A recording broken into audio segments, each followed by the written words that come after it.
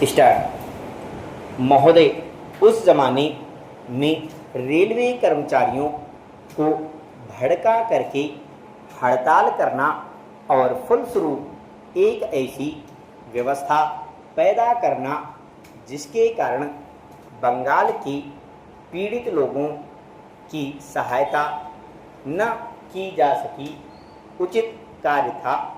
लेकिन यह कार्य मेरे घर के भाइयों ने किया था। मेरा कहना है कि केवल उपदेश से काम नहीं चलता है। जब ऐसे प्रश्न आए तो उपदेशात्मक भाषाओं में ही फंसकर न रहा जाए, बल्कि आवश्यकता है कि ऐसे प्रश्नों पर सारे राजनीतिक दल देश हित को ध्यान में रखते हुए संजीदगी से विचार करें और उन सब का हल तलाश करें। आज श्री वाजपेयी ने प्रधानमंत्री पर कुछ आक्षेप किए। वे बड़े गुस्से में थे और इतने क्रोध में थे कि उन्होंने अपने मस्तिष्क का संतुलन खो दिया था।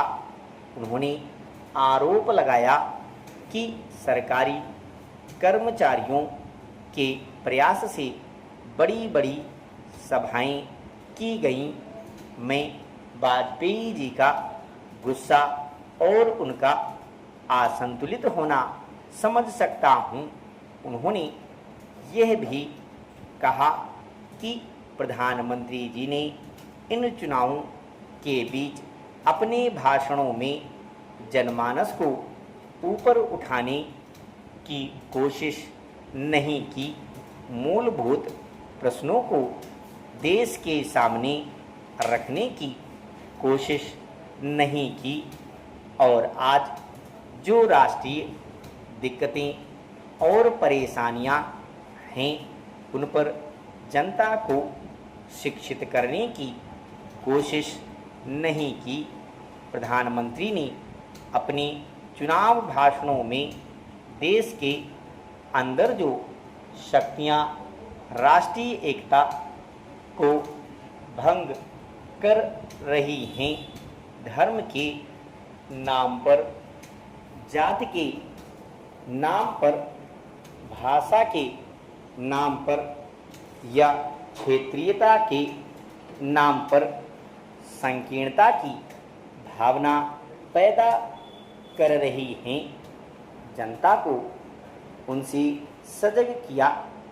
प्रधानमंत्री जी ने इस बात को अनुभव किया कि उत्तर प्रदेश, बिहार और उत्तर भारत के समस्त हिंदी बोलने वाले इलाकों में जनसंघ संकीर्णता की भावना का प्रचार कर रहा है।